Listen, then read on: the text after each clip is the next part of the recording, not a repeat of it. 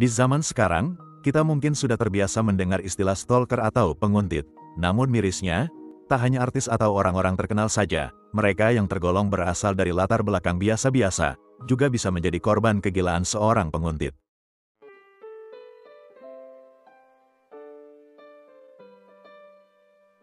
Halo orang-orang baik, terima kasih sudah klik video ini. Selamat datang lagi di channel The Purbas. Saya harap, kalian sekeluarga senantiasa dalam keadaan sehat walafiat ya. Semoga rizki kalian berlimpah, dan semoga semua urusan kalian berjalan lancar. Kalau ada di antara kalian yang saat ini sedang dalam kondisi sakit, saya doakan semoga lekas sembuh supaya bisa segera beraktivitas kembali.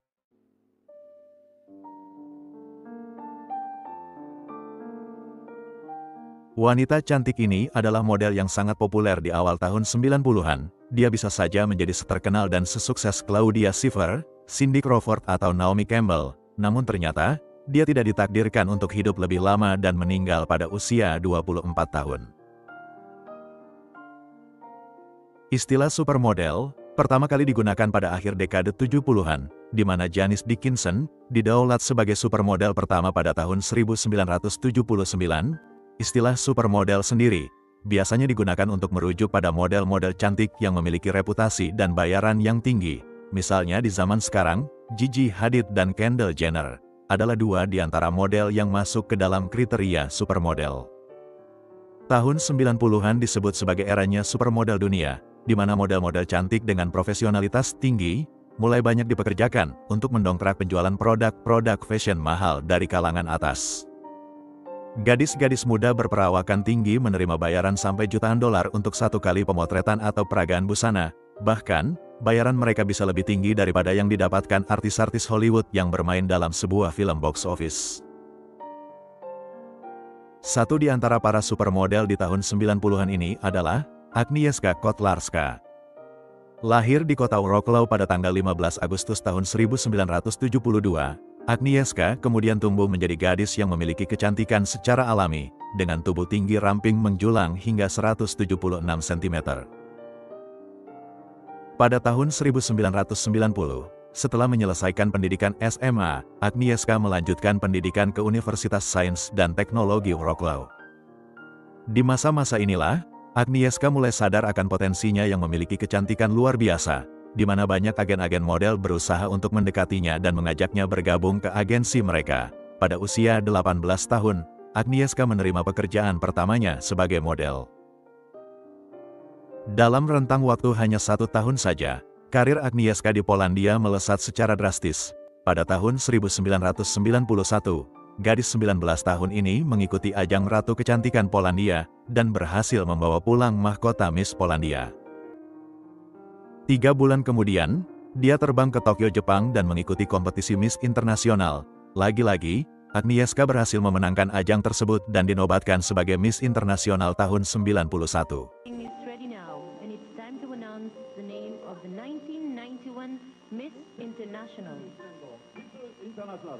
Miss International for 1991 is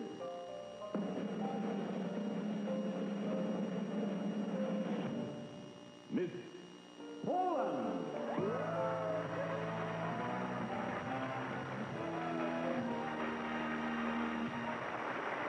Congratulations.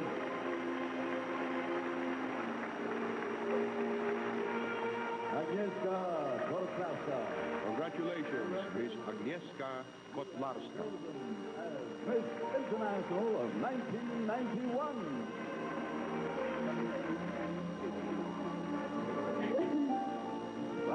Setelah kontrak kerjanya sebagai Miss Internasional selesai, Agnieszka langsung menerima banyak tawaran dari agensi-agensi model dunia yang berebut untuk mengajaknya bergabung. Agnieszka memilih Forbes Model Agency dan pindah ke Amerika Serikat, menjalani pekerjaan bersama merek-merek dunia seperti Ralph Lauren dan Calvin Klein. Agnieszka juga kerap muncul di sampul majalah mode ternama seperti Vogue dan majalah Cosmopolitan. Pada intinya, karir dan masa depan Agnieszka di dunia modeling sangat menjanjikan. Banyak orang yang mengaguminya dan senang bekerja sama dengannya. Andai umurnya panjang, karir Agnieszka mungkin bisa sejajar bahkan melebihi kepopuleran Claudia Schiffer, Naomi Campbell atau Cindy Crawford. Namun sekali lagi, nasib tragis membuat semua hal itu tidak pernah terjadi. akibat ulah dari seorang fans gila yang bernama Jerzy Lisiowski.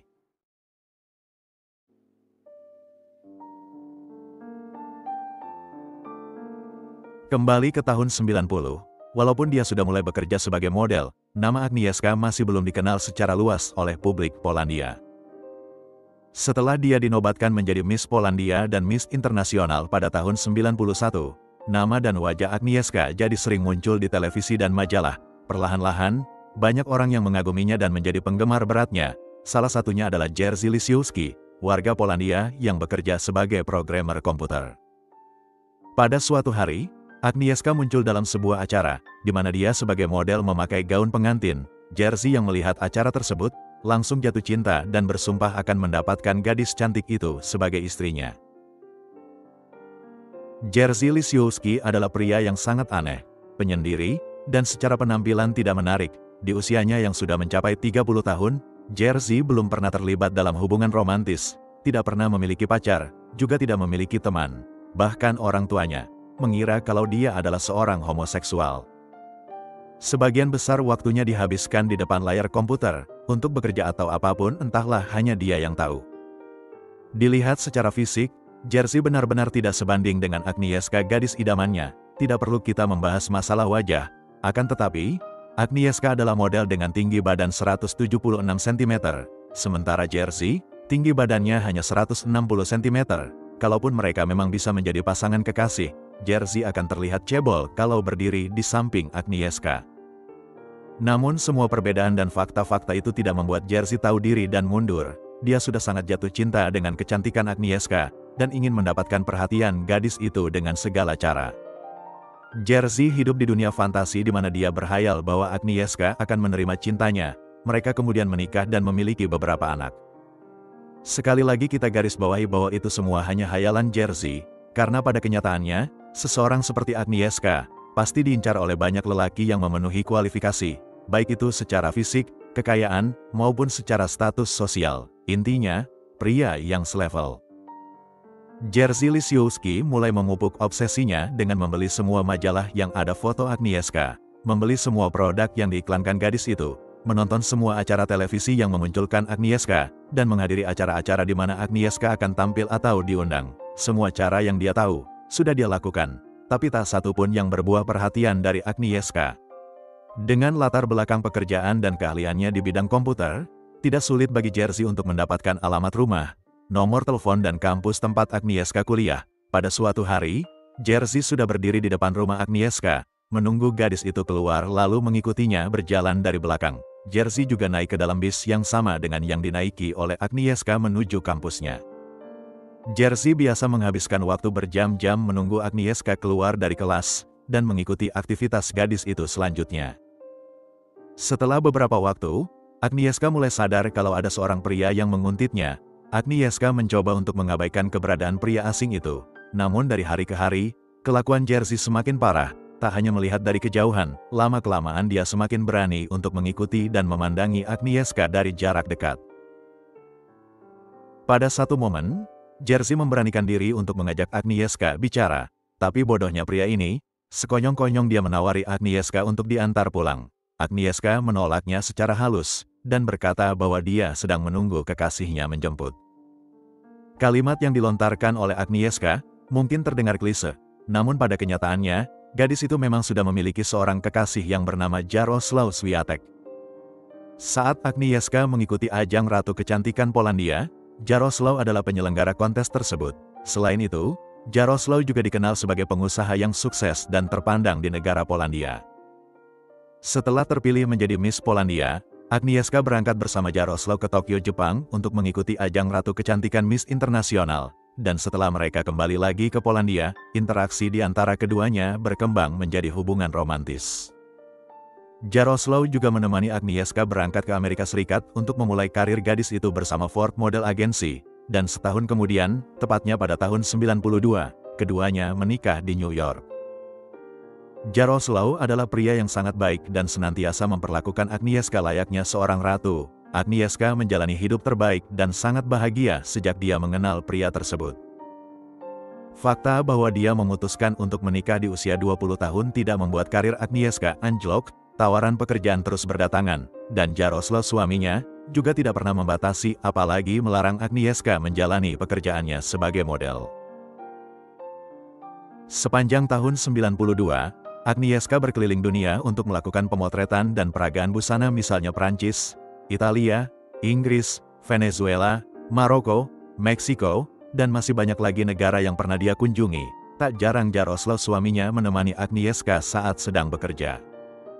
Pada tahun 93, Agnieszka mulai mengurangi intensitas pekerjaannya karena dia sudah berbadan dua, hingga akhirnya beberapa bulan kemudian, dia melahirkan seorang putri, jadi Agnieszka memutuskan untuk mundur sementara dari dunia modeling.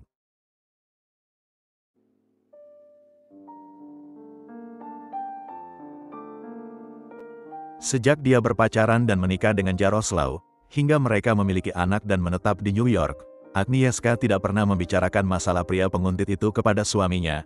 Mungkin dia berpikir kalau hal tersebut terjadinya di Polandia, dan sekarang mereka di Amerika Serikat. Lagi pula, keberadaan seorang penguntit sangat normal terjadi pada seorang publik figur.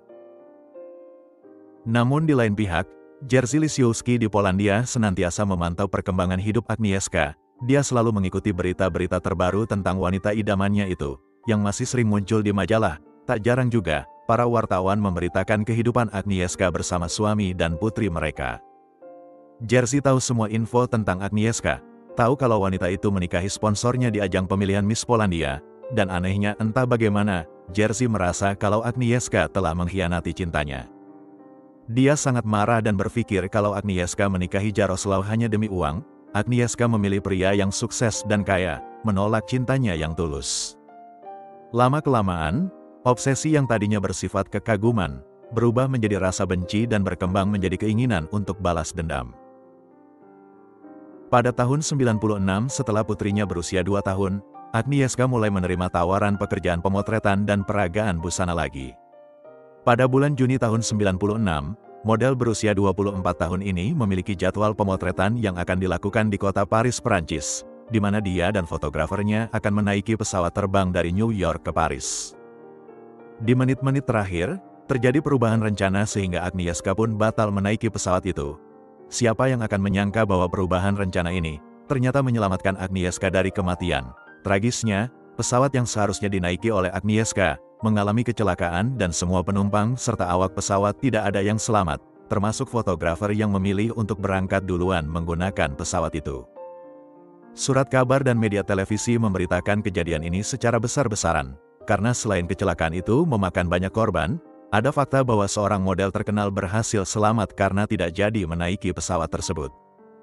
Berita-berita ini tak hanya dibaca dan dilihat oleh publik Amerika Serikat, tapi juga oleh publik Polandia, karena menyangkut nama Agnieszka yang asli orang Polandia. Jerzy Lisiowski adalah salah satu orang yang menonton berita itu. Dalam sebuah wawancara di kemudian hari, pria ini berkata, melihat berita yang menyebutkan bahwa Agnieszka selamat dari kecelakaan naas itu, perasaan lama terhadap Agnieszka muncul kembali, dan aku mulai mencarinya lagi. Untuk mencari tahu tentang orang terkenal seperti Agnieszka, tentunya tak butuh keahlian mata-mata seperti James Bond, yang ternyata, Agnieszka bersama suami dan putri mereka, sudah membeli sebuah rumah di kota Wrocław, dan berencana untuk menetap di Polandia lagi. Pada awal bulan Agustus tahun 96, Agnieszka bersama suami dan putri mereka pulang ke Polandia, karena wanita itu memiliki beberapa kontrak iklan komersial dan kontrak untuk 2 film yang proses produksinya akan segera dimulai.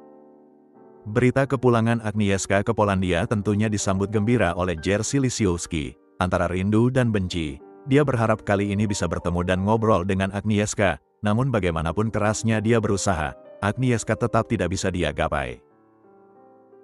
Jerzy yang sudah mengetahui nomor telepon dan alamat rumah Agnieszka, kerap meneror wanita itu. Dalam satu kesempatan, dia pernah berhasil terhubung di panggilan telepon dengan Agnieszka, di mana Jerzy kemudian berkata, "Aku mencintaimu, kau telah menyia-nyiakan hidupku." Agnieszka langsung menutup telepon itu dan mengabaikan ucapan si gila Jerzy.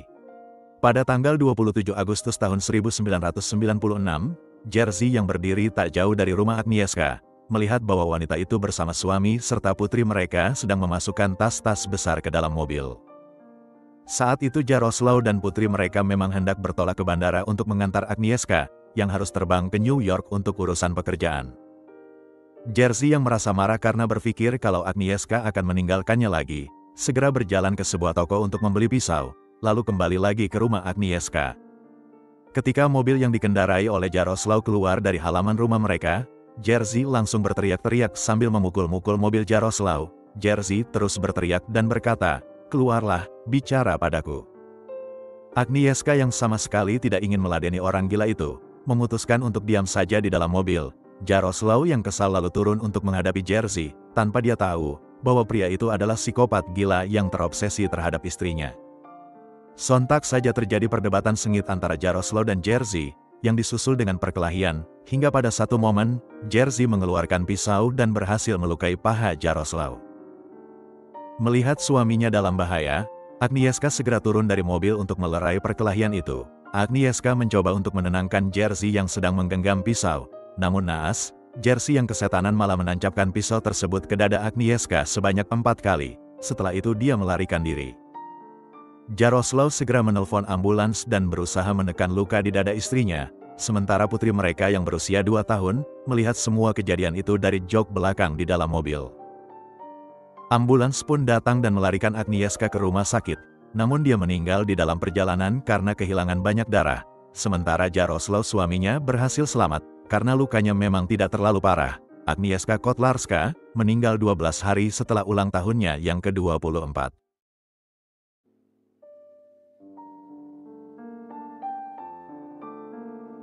Agnieszka dimakamkan di kampung halamannya, di distrik Maslis, kota Wrocław, Polandia pada tanggal 30 Agustus tahun 1996. Sementara itu, Jerzy Lisiowski berhasil diringkus di rumahnya. Di ruang interogasi, Jerzy langsung mengakui kejahatannya. Di persidangan, Jerzy berkata bahwa Agnieszka adalah cinta satu-satunya dalam hidupnya. Saat melihat Agnieszka bersama suami dan putrinya, Jerzy merasa frustasi karena tidak punya kesempatan lagi untuk memiliki Agnieszka. Ditambah lagi, Agnieszka selalu menolak untuk berkomunikasi. Jerzy jadi gila dan tidak bisa mengendalikan dirinya sendiri, hingga terjadilah penyerangan tersebut. Jerzy mengaku bahwa telah melakukan penyerangan, tapi membantah bahwa dia memiliki niat untuk membunuh Agnieszka. Pada tahun 1997, Jerzy Lisiowski divonis dengan hukuman penjara selama 15 tahun dan dia bebas dari penjara pada tahun 2012. Bebasnya Jerzy membuat keluarga Agnieszka merasa tidak aman, karena berdasarkan informasi yang berhasil didapat seorang wartawan dari teman satu sel Jerzy, pria itu berkata bahwa setelah dia keluar dari penjara, dia akan membunuh suami dan putri Agnieszka. Mendekam selama 15 tahun di penjara ternyata memang tidak memberikan efek jera terhadap Jerzy Lisiowski. Beberapa bulan kemudian, dia dipenjara lagi untuk kasus perampokan dan penyerangan terhadap seorang pria Rumania di pinggiran kota Wrocław. Kali ini, Jerzy hanya divonis hukuman 2 tahun penjara dan bebas pada tahun 2014. Lagi dan lagi, bebasnya si Jerzy gila ini membuat keluarga Agnieszka merasa tidak nyaman. Putri Agnieszka terpaksa harus mengganti namanya supaya tidak ditemukan oleh Jerzy. Selain itu, dia dan ayahnya kemudian memutuskan untuk menetap secara permanen di Amerika Serikat. Suami dan putri Agnieszka mungkin sudah bisa merasa aman karena berada jauh dari si gila Jerzy. Akan tetapi, Jerzy sekarang sudah bebas berkeliaran. Bagaimana dengan wanita-wanita lain di Polandia? Mungkin saja suatu hari nanti, si gila ini menemukan wanita baru, yang akan menjadi objek obsesi cinta gilanya. Situasi terkait stalker atau penguntit ini masih menjadi dilema bagi banyak orang, karena di banyak negara, menguntit tidak termasuk ke dalam kategori kejahatan. Polisi atau pihak berwenang baru bertindak kalau sudah terjadi sesuatu, dan kalau sudah terjadi, kita hanya bisa menyesalkan kenapa hal tersebut sampai bisa terjadi. Itulah tadi kisah nyata kasus kriminal kita hari ini. Coba sampaikan pendapat kalian mengenai kasus ini di kolom komentar. Terima kasih sudah menonton video ini hingga selesai. Jaga kesehatan selalu, dan sampai jumpa lagi di kisah nyata kasus kriminal berikutnya, dari channel The Purbas.